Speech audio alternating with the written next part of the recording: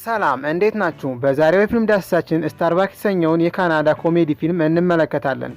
ሌሎች አሪፍ አዳዲስ የፊልም ታሪኮች ሲለቀቁ ቀድመው ለእናንተ እንዲደርሷችሁ ሰብስክራይብ በማድረግ ተቀላቀሉ። ይህንንም ቪዲዮ ላይክ በማድረግ ጀምሩት። አብራችሁን ቆዩ። ዴቪድ ኦዚንግ በቡቤክ ካናዳ የሚኖር ወጣት ነው። በተደጋጋሚም የወንድ የዘር ፍሬን ወይም ስፐርም ለላፍራስ ክሊኒክ በመለገስ ገንዘብ ያገኛል። በፊልሙ መጀመሪያ ላይ ወደ ስፐርም ባንክ ካደረገው ጉብኝት መካከል አንዱ በመጽሔቱ ላይ የሴቶችን ምስሎች በማየት ራሱን ያስደስታል። ትዕይንቱ ከ23 ዓመታት በኋላ ወደ 2011 ይወስደናል። ዴቪድ አሁን በመካከለኛ ዕድሜ ላይ የሚገኝ ሰው ነው። ነገር ግን አሁንም ቋሚ የሆነ ስራ የለውም። ዴቪድን $83,000 ያበደሩ ዘራፊዎች ከእንቅልፉ ይቀሰቅሱታል። ገንዘባቸውን እንዲመልስ በማስፈራራት ወደ መታጠቢያ ገንዳ ውስጥም ጣሉት። ከወትሮ በተለየ በአንድ ጠዋት እንዳስተናጋጅ ሆኖ ወደሚሰራበት የወላጆቹ ስጋ ቤት ይሄዳል። እናም 45 ደቂቃ ዘግይቷል። የመጓጓዣ መኪናውን እንደገና ወደ ቤት መመለስ ስላለበት በንዴት ይጮሃል። በሱቁ ውስጥ ያሉት ሰራተኞች ከአባቱ ጋር የእግር ኳስ የቡድን ፎቶ ሊነሱ ነው።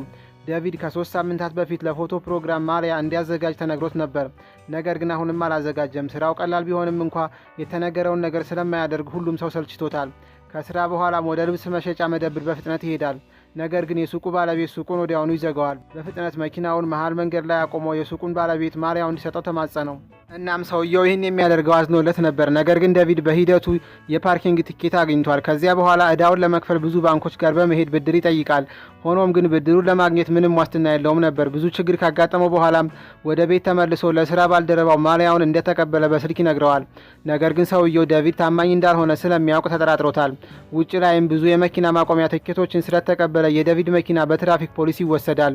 ማሊያዎቹም በተወሰደው መኪና ውስጥ ነበሩ። ይህም ማለት ዴቪድ ከቡድኑ ጋር ያለ ማሊያ ፎቶ መነሳት አለበት ማለት ነው። ምንም እንኳን ባህሪውን ቢለምዱትም ሁሉም ሰው ቅር ተሰኝቷል። ከዚያ በኋላ ዴቪድ ወደ ሴት ጓደኛው ቫሌሪ ቤት ሄደም። እሷ ፖሊስ ነች እና ከዴቪድ በገንዘብ የተሻለች ናት። ቫሌሪ ከትንሽ ቀናት በፊት የተናደደችበትን ምክንያት አልጠየቃትም ነበር። ዴቪድ ለማስረዳት ሲሞክር ነፍሰ ጡር መሆኗን ገለጸችለት። ዴቪድም በሁኔታው ተገረመ። የነገረችውም ዜና እንደወደደው ወይም እንዳልወደደው አልነገራትም። ቫሌሪ እያመነታ እንደሆነ ተረዳች እና ምንም ቢሆን ልጁን እንደምታሳድገው ተናገረች። ይህንንም ተከትሎ ዴቪድ ጠበቃ የሆነውን ጓደኛውን ለማግኘት ሄደ። ጠበቃው 4 ልጆች ያሉት ሲሆን ሁሉም ልጆቹ እሱ የሚላቸውን ለመስማት ፈቃደኛ አይደሉም። አባትነት ሰልችቶታል። እናም ዴቪድም በሕይወቱ ውስጥ ልጅ የሚባል ነገር እንዳይወልድ ይመክረዋል። ነገር ግን ዴቪድ አባት መሆን ይፈልጋል። ነገር ግን በፍላጎቱ እርግጠኛ አይደለም። በማግስቱ ጠዋት ወደ ቫሌሪ የስራ ቦታ ሄዶ ለልጃቸው አባት ለመሆን ዝግጁ መሆኑን ነገራት። ቤት እንደደረሰ ራሱን ቻምበርላን ብሎ የሚያስተዋውቅ ልብስ የለበሰ ሰው አገኘ። ይህም ሰው ዴቪድ ስፐርም ይሰጥ የነበረበት የክሊኒኩ ጠበቃ ነው። በ1988 እና 1990 መካከል ዴቪድ ስታርባክ በሚባል ስም ለባንኩ የወንድ የዘር ፍሬ ለግሷል። በ23 ወራት ጊዜ ውስጥም ከ693 በላይ ጊዜ ለግሷል። በአንድ ስህተት ምክንያትም ኩባንያው ሁሉንም ደንበኞቹን የዴቪድን የወንድ የዘር ፍሬ ይሰጣቸዋል። በዚህም የተነሳ ዴቪድ 533 ልጆችን ይወልዳል። ከነሱ መካከል 142 ልጆች የሱን ማንነት ማወቅ ይፈልጋሉ። ነገር ግን ከእያንዳንዱ የስፐርም ልገሳ በፊት ዴቪድ ሚስጥሩ እንዲጠበቅለት የሚያስችል ውል ተፈራርሞ ነበር። በዚህም መሰረት ክሊኒኩ የግል መረጃውን እንዲያወጣ አልፈቀደለትም።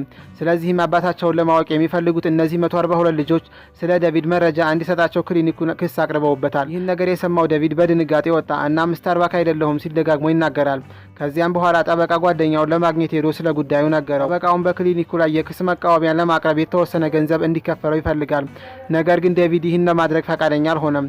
ስለ ስፐርም ልገሳው ሂደት ያለውን መረጃ ሁሉ አውጥቶ ስለ ልጆቹ ሁሉ መረጃ የያዘ ፖስታ ለዴቪድ ሰጠው። በማግስቱ ጠዋት ዴቪድ በፖስታ ውስጥ ያለውን ወረቀት ለማወቅ ከመጓጓቱ የተነሳ ከፍቶ ለማየት ወሰነ። ያወጣው ወረቀትም ኮከብ የእግር ኳስ ተጫዋች ስለሆነው ስለ ሪካርዶ ዶናቶሊ መረጃ ይዟል። ዴቪድም ይህ ሪካርዶ ዶናቶሊ የተባለው ተጫዋች የእሱ ልጅ መሆኑ ስለገባው ለጠበቃው ለመናገር ቸኩሏል። ሪካርዶ ወደሚጫወትበት ሜዳ ሄደው ያበረታቱታል።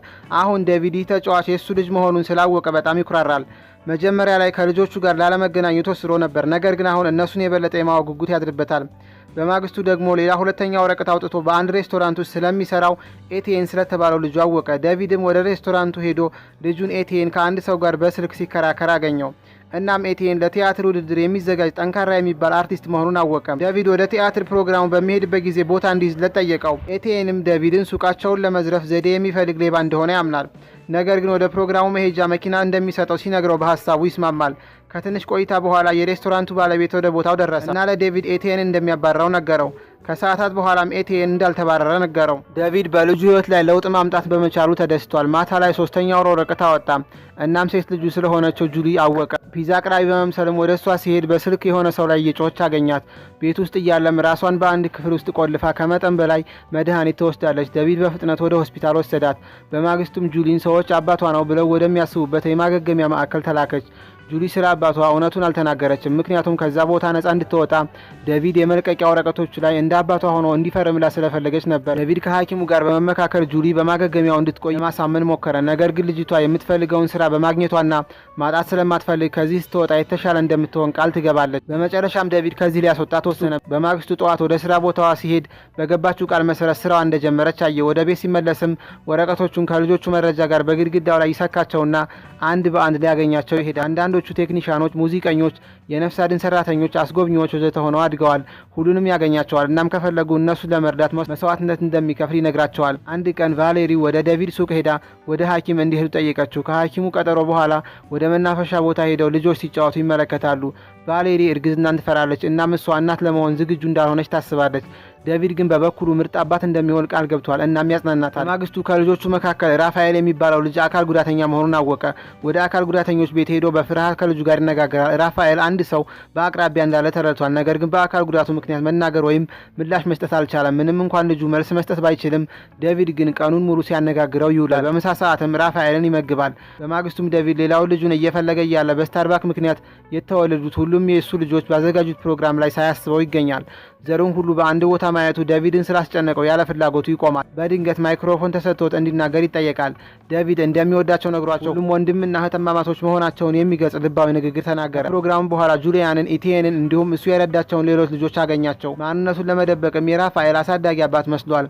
ልጆቹም አንድ አይነት ማህበረሰብ መስርተው በወንድምና እህትማማችነት እርስ በርስ መተሳሰር ጀመሩ። በዚያው ቀን ዴቪድ ወደ ቤቱ ሲመለስ ገንዘብ ያበደሩት ወንበዴዎች እንደገና ወደ መታጠቢያ ገንዳ ጣሉት። ማታ ላይ ከልጆቹ አንዱ የሆነው አንቶኒ የዴቪድን ማንነት ስላወቀ ወደ ቤቱ መጣ። እናም እሱ የዴቪድን ማንነት ለሰዎች መናገር እንደማይፈልግና ለጥቂት ቀናት ከወላጅ አባቱ ጋር ጊዜ ለማሳለፍ እንደመጣ ይናገራል።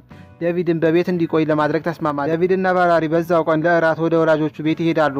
የቤተሰቡ ፕሮግራም ጨዋታው እየተሟሟቀ ሲመጣ የዴቪድ አባት ዴቪድ ኢጣሊያ ውስጥ ለመጓዝ ትኬት ቆርጦላቸው እንደነበረ ነገራቸው።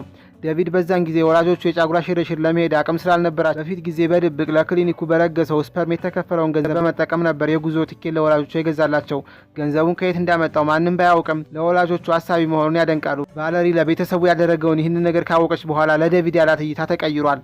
ከዛም ዴቪድ እና አንቶኒ አብረው ለእግር ኳስ ልምምድ ሄደው አባትና ልጁ ቀኑን ሙሉ ሲደሰቱ ዋሉ። ዴቪድ አሁን ቫለሪ ነፍሰ ጡር በመሆኗ እውነተኛ ቤተሰቡን መንከባከብ እንዳለበት እስኪናገር ድረስ ቀኑ ጥሩ እየሄደ ነው። በማግስቱ የዴቪድ ልጆች የሽርሽር ፕሮግራም አዘጋጁ። አብረው ይዘምራሉ፣ ይጨፍራሉ፣ አብረው ይበላሉ። እናም እንደ እህትና እንደ ወንድም ብዙ ይዝናናሉ። ይሁን እንጂ ከዝግጅቱ ማግስት የስታርባክ ታሪክ የመገናኛ ብዙሃንን ትኩረት ይስባል። ምንም እንኳን ልጆቹ ስታርባክን መጥፎ አድርገው ባያዩትም፣ ነገር ግን መገናኛ ብዙሃን ጾታውን በመጠቀም ገንዘብ ለማግኘት የሚፈልግ መጥፎ አድርገው ነበር የሳሉት። ዴቪድ ቫለሪን ስለ ስታርባክ ምን እንደምታስብ ሲጠይቃት እሷም ከሴተኛ ዳሪ ጋር ይመሳሰላል ትለዋለች። እናም ሁለታቸው በጉዳዩ ላይ ክርክር ውስጥ ይገባሉ። አንድ ቀን ከእግር ኳስ ልምምድ በፊት ቡድኑ ስለ ስታርባክ እያወራ ነው። ሁሉም የዴቪድ የቡድን ጓደኞቹ እሱ ጠማማና ጨካኝ እንደሆነ ያስባሉ። ወንድሙም ለክሊኒኩ የስፐርም ልገሳ አድርጎ እንደሆነ ጠየቀው። ነገር ግን ዴቪድ እንደዚህ ያለ ነገር ማድረጉን ይክዳል። እየዋሸ እንደሆነ ሲገምቱም ነገሩ እየተካረረ ይሄዳል። ዴቪድ ወንድሙን ለመማታት ተቃርቦ ነበር፣ ነገር ግን ሌሎቹ ያስቆሙታል። የዛኑ ዕለት አመሻሽ ላይ ገንዘብ ያበደሩት ወሮበሎች የዴቪድን አባት አስፈራርተው በመታጠቢያ ገንዳ ውስጥ ሊጥሉት እንደሞከሩ ተነግሮታል። በመሆኑም የገንዘቡን ብድር የማይከፍል ከሆነ የቤተሰቡ ደህንነት ችግር ላይ ይወድቃል። እናም ዴቪድ ወደ ጠበቃው ሄዶ እሱ የለገሰውን የወንድ የዘር ፍሬ ከስነ ምግባር ውጭ ተጠቅሞ ብዙ ወንድ ልጅ እንዲወልድ በማድረጉ ክሊኒኩ ላይ የክስ መቃወሚያ እንዲያቀርብ ነገረው። ክሱን ካሸነፈ በኋላ ክሊኒኩ የገንዘብ ማካካሻ እንደሚሰጠው ተስፋ አድርጓል። ጠበቃውን በመጨረሻ ካሸነፈ እሱን ዝነኛ የሚያደርገውን ትልቅ ጉዳይ በማግኘቱ ደስተኛ ነው። በሚቀጥሉት ጥቂት ቀናት ውስጥ አሪፍ የሆነ መከራከሪያ ለመፍጠር በጣም ጠንቅረው ይሰራሉ። ከፍርድ ቤቱ ቀጠሮ በፊትም በነበረው ምሽት ጭንቀታቸውን ለመቀነስ በዝናብ እግር ኳስ ይጫወታሉ። ዳኛው በመጨረሻ ስታርባክ ሙሉ ለሙሉ ራሱን ያለማሳወቅ መብት እንዳለው ተናገረ። ይህም ማለት ልጆቹ ሆን ብሎ ራሱን ማሳየት ካልፈለገ በስተቀር ወላጆቹ አባታቸውን ማየት አይችሉም ማለት ነው። ዴቪድ ክርክሩን ስላሸነፈ ለፍርድ ቤቱ ወጪና ገቢ በድምሩ $200,000 የማግኘት መብት አለው። ዴቪድ በቤቱ ሆኖ ያገኘውን ድል ሲያከብር፣ ጠበቃው ደግሞ በማሸነፉ እንኳን ደስ ያለህ እየተባለ በጋዜጠኞች ሲጨናነቅ እንመለከታለን። እናም ለእናቱ ለልጆቹና ለዴቪድ ምስጋናውን ገልጿል። የዴቪድ ልጆችን በስታርባክ ላይ ስላላቸው ሀሳብና አስተያየት ቃለ መጠይቅ ይደረግላቸዋል። አባታቸውን ማግኘት ቢፈልጉም ሕይወቱን በተለመደው መንገድ መምራት እንደሚፈልግ ተረድተናል ይላሉ። በመጨረሻም ስታርባክ ማህበራዊ ሚዲያዎች እንደሚሉት እሱ ጨካኝ ወይም ጠማማ ለመሆኑን መስክረዋል። እንደ እውነቱ ከሆነ ልጆቹ ሕይወትና ደስታን የሰጣቸው ጥሩ ሰው እንደሆነ አድርገው ያስባሉ። ዴቪድም ይህንን ኢንተርቪው ሲመለከት ለሁሉም ልጆች አባት መሆን እንደማይችል ሲያስብ ይጸጸታል። ልክ እንደ አባታቸው ለመሆን ይፈልጋል። ነገር ግን ይህን ካደረገ ከፍርድ ቤቱ የተሰጠውን የወጭና ገቢ ገንዘቡን እንደማያገኝ ይፈራል። ስታርባክ ሆኖም ወደ ውጭ መውጣት ትልቅ አደጋ መሆኑን የነገረውን ጠበቃ አገኘም። በዛ ቀን ዴቪድ ወደ ቤት ሲመለስ አባቱ ኪችን ውስጥ ሆኖ ሲጠብቀው አገኘም። ሲያወሩም ዴቪድ ስታርባክ መሆኑን ነገረው። እናም እንደጠበቀው አባቱ የመከፋትና የማዘን ስሜት አላሳየም። ይልቁንም እውነቱን ለሁሉም ሰው እንዲናገር ዴቪድን መከረው። ለልጁም እንደ ውርስ የሚሆን $80,000 ከስጋ ቤቱ ሰጠው። አሁን ዴቪድ ዕዳውን ለመክፈል የሚያስችል በቂ ገንዘብ ስላለው ለልጆቹ ሁሉ ስለ እውነተኛ ማንነቱ በኢሜይል ይልካል። በዚያ ምሽት ቫሌሪ ያለ ጊዜው አመጥ ውስጥ ገብታ ጤናማ ወንድ ልጅ ወለደች። የዴቪድ አባት ወንድሞች ከብዙ ልጆቹ ጋር እንኳን ደስ ያለን ለማለት ወደ ሆስፒታል መጡ። በትልቅ የቡድን እቅፍ ውስጥ ይገባሉ። ዴቪድም ስታርባክ ስለመሆኑ ለቫሌሪ ነግሯታል። መጀመሪያ ላይ ትደናገጣለች፣ ነገር ግን በመጨረሻም ተቀበለችው። ሕፃኑም ከሁሉም ወንድሞቹና እህቶቹ ብዙ ስጦታዎችን ያገኛል። በመጨረሻም ዴቪድና ልጆቹ በሜትሮ ባቡር ውስጥ አንዱን ዘፋኝ የሆነውን ወንድማቸውን ሲደግፉ እናያለን። ፊልሙም እዚህ ላይ ያበቃል። ሌሎች አሪፍ አዳዲስ የፊልም ታሪኮች ሲለቀቁ ቀድመው ለእናንተ እንዲደርሷችሁ ሰብስክራይብ በማድረግ የዚህ ቻናል አባል መሆን ትችላላችሁ። ይህንንም ቪዲዮ ላይክ በማድረግ ለሌሎች እንዲደርስ አድርጉ። ሰላም።